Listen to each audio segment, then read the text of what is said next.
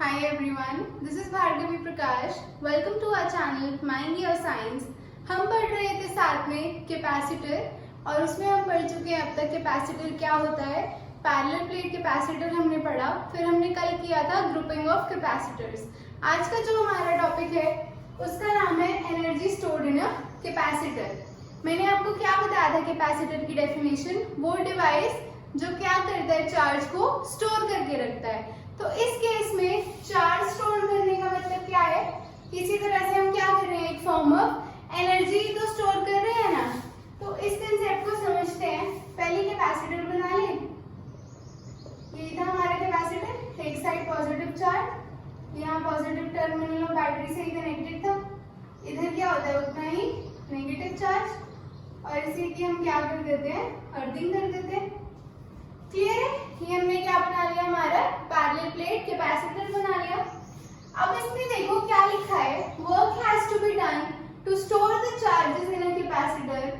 This work is done in the form of electrostatic potential energy. क्या लिखा है, charge को स्टोर करने के लिए कैपेसिटर के अंदर हमें क्या करना पड़ रहा है, वर्क डन करना पड़ रहा है। जैसे हमने पहले की यूनिट्स में किया था, हम क्या करते थे, किसी बॉडी को चार्ज करने के लिए भी क्या करना पड़ता था, वर्क डन करना पड़ता था। तो इस केस में भी कैपेसिटर के अंदर वर्क डन करना पड़ता है, किस लिए, चार्ज को स्टोर करके रखने के लिए।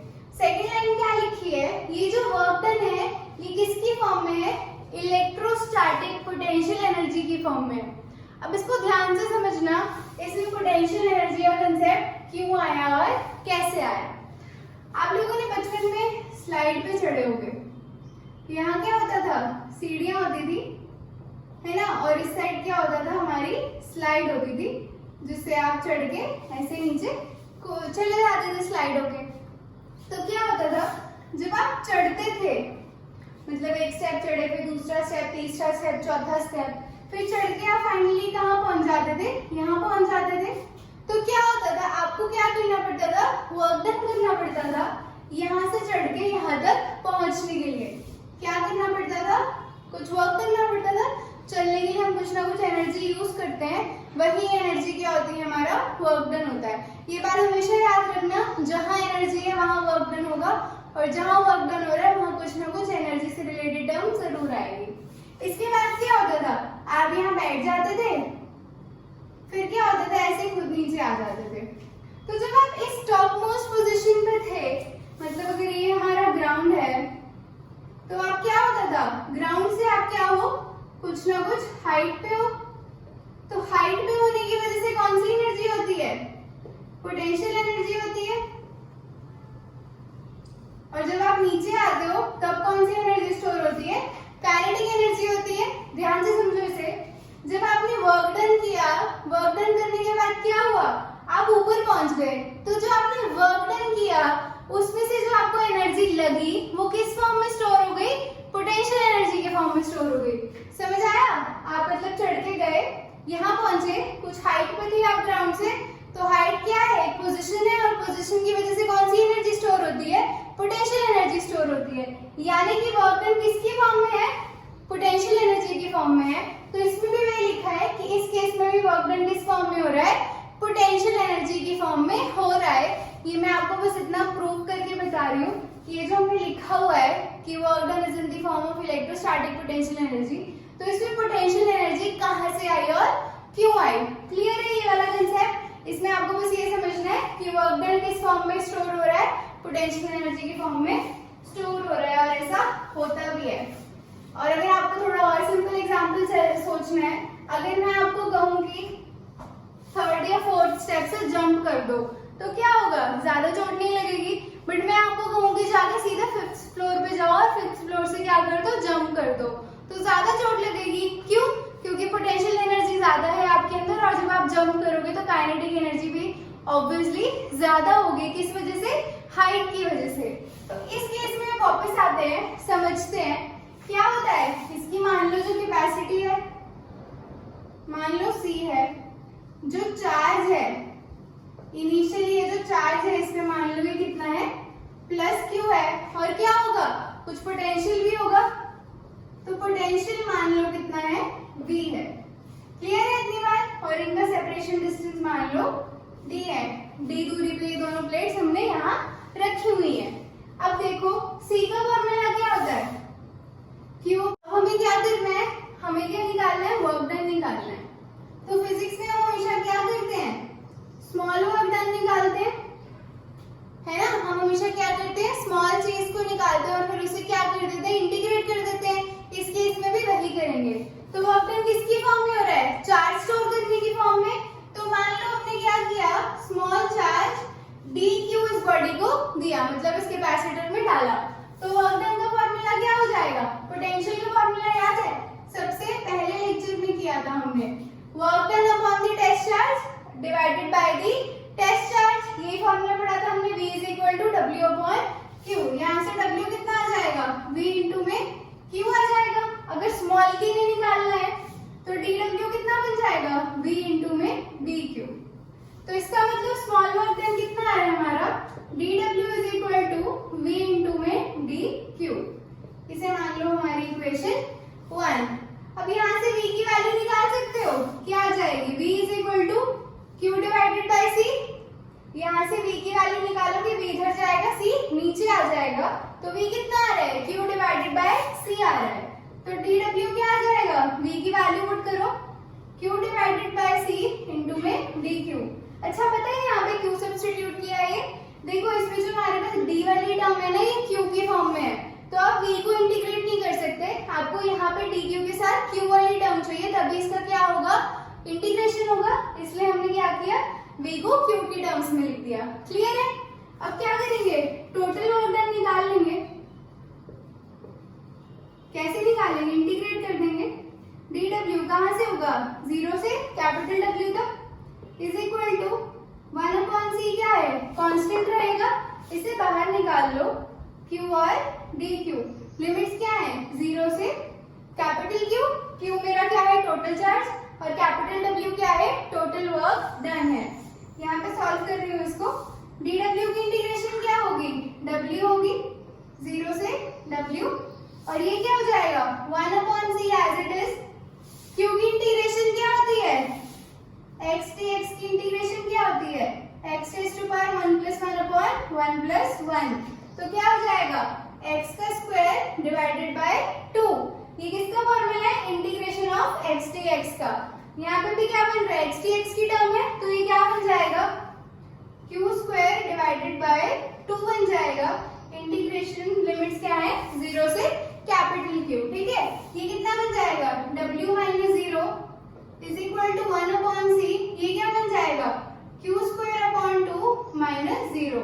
Q की जगह क्या पुट करोगे, 0। पहले अपर वाली लिमिट पुट करते हैं, फिर नीचे वाली लिमिट पुट करते हैं। क्लियर है। ये क्या आ गया, W is equal to 1 upon C into में Q स्क्वायर अपॉन 2, या फिर हाफ Q स्क्वायर अपॉन में C। क्लियर है ना। ये हमारे पास क्या एक्सप्रेशन आ गया, वर्क डन का फाइनल एक्सप्रेशन हमने निकाल लिया।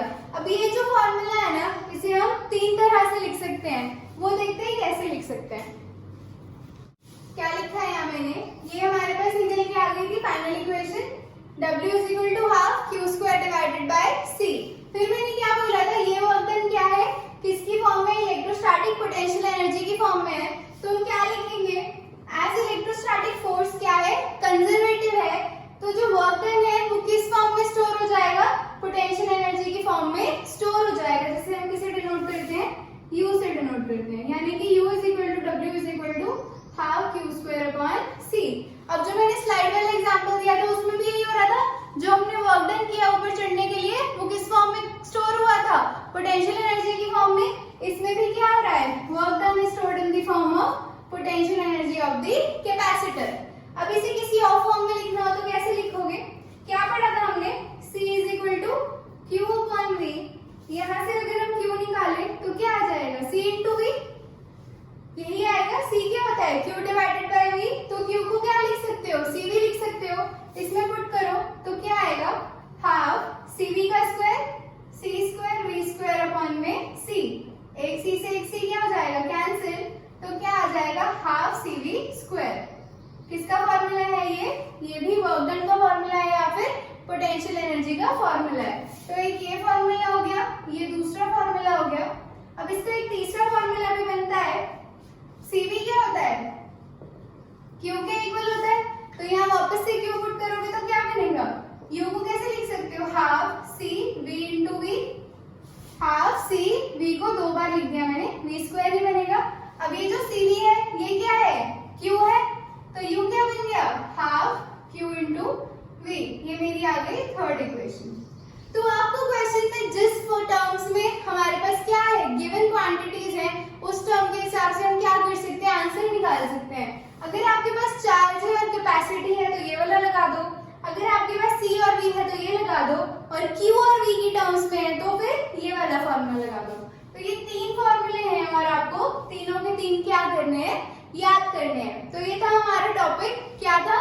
Energy store in the capacitor. Energy क्यों स्टोर हो रही है, किस लिए हो रही है? क्योंकि हम वर्क डन कर रहे हैं। वर्क डन किस लिए कर रहे हैं? चार्ज को स्टोर करने के लिए कर रहे हैं, और चार्ज को स्टोर करने की वजह से जो वर्क डन हो रहा है वो किस फॉर्म में स्टोर हो रहा है? पोटेंशियल एनर्जी की फॉर्म में।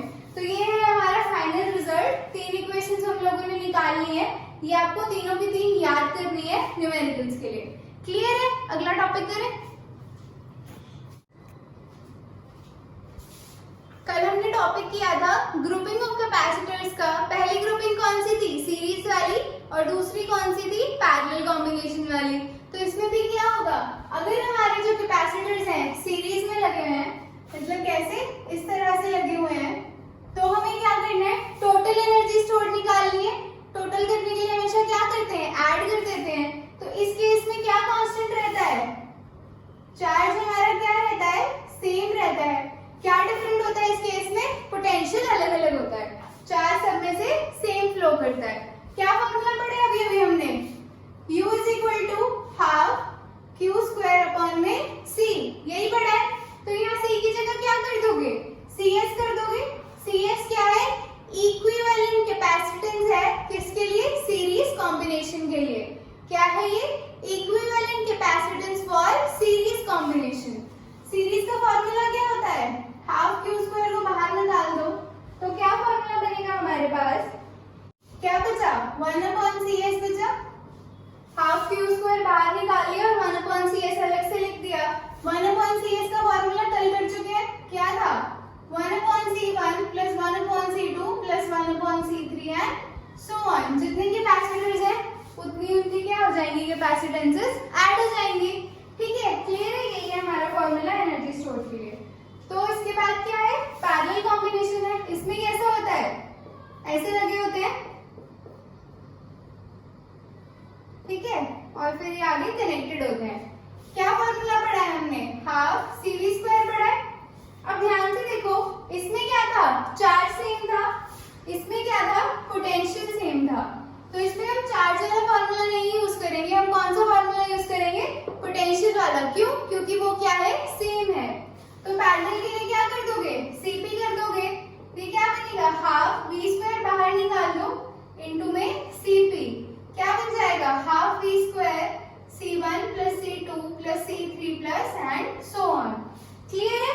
यहाँ पे बस हमने क्या कर दिया? CP की टर्म्स में लिख दिया, और यहाँ पे हमने क्या कर दिया? CS। इसमें एक और चीज देखो, इसे कैसे लिख सकते हो? Half Q square upon C1 plus half Q square upon C2 plus half Q square upon C3 and so on.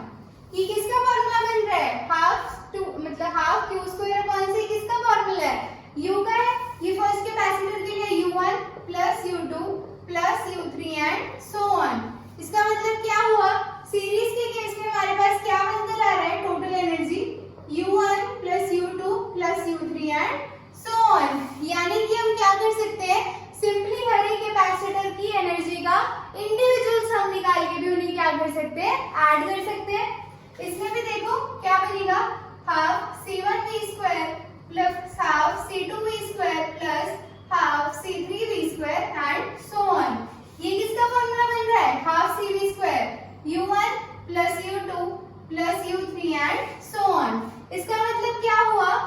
चाहे सीरीज हो या फिर पैरेलल हो, टोटल एनर्जी क्या है? सम है। किसका? Individual energy stored in the particular capacitor का।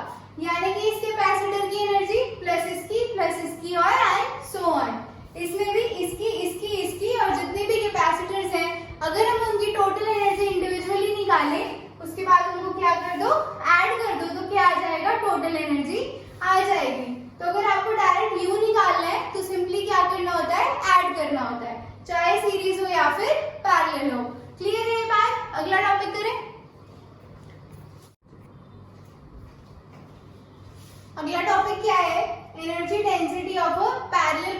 कैपेसिटर। क्या निकालना है हमें? एनर्जी डेंसिटी निकालनी है।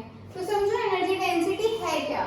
Energy density is defined as the total energy stored per unit volume of the condenser. क्या है ये एनर्जी डेंसिटी? क्या है? Total energy stored per unit volume of the condenser को ही हम क्या बोलते हैं? कैपेसिटर बोलते हैं। कंडेंसर और कैपेसिटर एक ही चीज है। आपने सुना होगा घर में अगर पंखा खराब हो जाए तो वो जो नॉर्मल लैंग्वेज में उसे कंडेंसर ही बोलते हैं कि कंडेंसर बदल दो पंखा ठीक हो जाएगा। वो कंडेंसर क्या होता है? कैपेसिटर ही होता है। क्लियर है? तो एनर्जी डेंसिटी क्या है? Total energy stored divided by the volume. अब हमने क्या पढ़ा है? ऐसी होती है पैरेलल प्लेट कैपेसिटर। क्लियर है? इधर क्या होता है? नेगेटिव चार्ज होता है। इधर क्या करते हैं? पॉजिटिव से कनेक्ट, और इधर क्या कर देते हैं? अर्थ कर देते हैं। इन दोनों के बीच का डिस्टेंस कितना होता है? डी। और प्लेट का एरिया कितना होता है? ए होता है। तो टोटल एनर्जी स्टोर्ड कितनी है? अभी किया है, कितना आएगा? Half C V square. ये पढ़ा है। और वॉल्यूम कैसे निकालते हो? एरिया इनटू में लेंथ। एरिया क्या है पैरेलल प्लेट कैपेसिटर का? ए है। इनटू में लेंथ क्या लेना है? इन दोनों के बीच का डिस्टेंस। ये वाला वॉल्यूम ले रहे हैं तो इससे मल्टीप्लाई कर दोगे। ए इनटू में डी। इन्हें यहां पुट करो तो एनर्जी डेंसिटी कितनी आ जाएगी? Half C V square divided by A into में डी। अब सी की वैल्यू क्या पढ़ी थी हमने डेरिवेशन की थी। हमने वहां पर क्या निकाला था? C की वैल्यू निकाली थी पैरेलल प्लेट कैपेसिटर के लिए। कितनी आई थी? एप्सिलॉन नॉट A अपॉन में D आई थी। क्लियर है? और V की वैल्यू क्या होती है? E इनटू में D होती है। ये याद है हमने कल किया था। E is equal to dV by dr। तो E क्या आ रहा था? V अपॉन में R। इस केस में R मेरा कितना है? D है। तो क्या निकाल सकते हैं? V क्या बन जाएगा? E इनटू में D बन जाएगा। ये फॉर्मूला हमने कहाँ किया था? पिछले चैप्टर्स में किया था। E क्या होता है? dV by dr। V क्या है? पोटेंशियल। dr क्या है? Separation distance. तो इसे हमने क्या लिख लिया? V upon D। D क्यों लिखा है? क्योंकि सेपरेशन डिस्टेंस कितना है इस केस में? D के इक्वल है। तो V कितना आ गया? E इनटू में D। ये दोनों वैल्यूज इसमें पुट करो, क्या बनेगा? हाफ इनटू C की वैल्यू पुट करो पहले। कितना है? एप्सिलॉन नॉट A अपॉन में D है। V की वैल्यू पुट करो, कितनी है? E square D square upon में क्या पढ़ा है? AD पढ़ा है। अब देखो जरा ये क्या बन रहा है? D और D क्या बनेंगे? D square. ये क्या हो जाएगा? इससे कैंसिल हो जाएगा। एरिया किससे कैंसिल हो रहा है? एरिया से। तो क्या बने हमारे पास final result? Half epsilon not E square. ये क्या है? हमारी एनर्जी डेंसिटी है। इसे हम किससे डिनोट करते हैं? U से। जितनी भी एनर्जी की टर्म्स होती है उन्हें हम U से डिनोट करते हैं। क्लियर है? ये फिर से बता देते हैं। क्या निकालना था हमें? एनर्जी डेंसिटी निकालनी थी पैरेलल प्लेट कैपेसिटर के लिए। हमने पढ़ा हुआ है सीरीज की कैपेसिटेंस होती है। प्लेट का एरिया कितना होता है? A होता है। और सेपरेशन डिस्टेंस कितना होता है? D होता है। तो एनर्जी डेंसिटी निकालने के लिए हमें क्या चाहिए था? उसका फॉर्मूला चाहिए था। तो डेंसिटी में हम हमेशा क्या करते हैं? उस चीज को उसकी वॉल्यूम से डिवाइड कर देते हैं। डेंसिटी निकालने का सिंपल सा यही मतलब होता है। जैसे हम क्या करते हैं? पानी की डेंसिटी निकालनी, क्या करते हो? मास अपॉन में वॉल्यूम करते हो। तो यहाँ किसकी डेंसिटी निकालनी है? एनर्जी की। तो एनर्जी डिवाइडेड बाय वॉल्यूम कर दिया। एनर्जी का फॉर्मूला अभी निकाला था, half C V square. Volume का क्या निकाला? एरिया इनटू में लेंथ। ए क्या है? प्लेट का एरिया है। और डी क्या है? हमारा दोनों प्लेट्स के बीच का जो डिस्टेंस है वो कितना है? डी है। क्लियर है? तो ये इसको यू से डिनोट कर लो। कितना आ जाएगा? Half C V square divided by A into में डी। फिर हमने सी की वैल्यू निकाली थी, कैपेसिटी निकाली थी किसकी? पैरेलल प्लेट कैपेसिटर के लिए। ठीक है? यहाँ लिखा हुआ है ना, हम किसकी बात कर रहे हैं? पैरेलल प्लेट कैपेसिटर की। इसके लिए हमने क्या निकाला था? C epsilon not A divided by D. उसकी वैल्यू पुट की। फिर v हमने कहां से निकाला? a is equal to dv by dr से v की वैल्यू आ गई e इनटू में d। e square d square हो गया। क्यों? क्योंकि v का क्या था? स्क्वायर था। a into d बचा, फिर जो कैंसिल आउट हो गया हमने कैंसिल आउट कर दिया और फाइनल आंसर हमारे पास आ गया हाफ एप्सिलॉन नॉट e का स्क्वायर। e क्या है यहाँ पर? e क्या है? इलेक्ट्रिक फील्ड है। इसके अंदर इलेक्ट्रिक फील्ड होगी ना पॉजिटिव से नेगेटिव, ये हमारी E है। ठीक है, तो एनर्जी डेंसिटी किस पे डिपेंड कर रही है? परमिटिविटी पे और इलेक्ट्रिक फील्ड पे, उसके स्क्वायर पे। क्लियर है? आज हमने क्या क्या किया है? पहला टॉपिक कौन सा किया है हमने? Energy stored in a capacitor. उसके बाद हमने क्या किया? सीरीज के लिए और पैरेलल के लिए। और फाइनल टॉपिक में हमने क्या निकाल लिया? एनर्जी डेंसिटी निकाल ली। तो थैंक यू सो मच आज का वीडियो देखने के लिए। वीडियो पसंद आई हो तो लाइक कर देना, चैनल को सब्सक्राइब कर देना और वीडियो को दोस्तों के साथ शेयर कर देना। Thank you so much.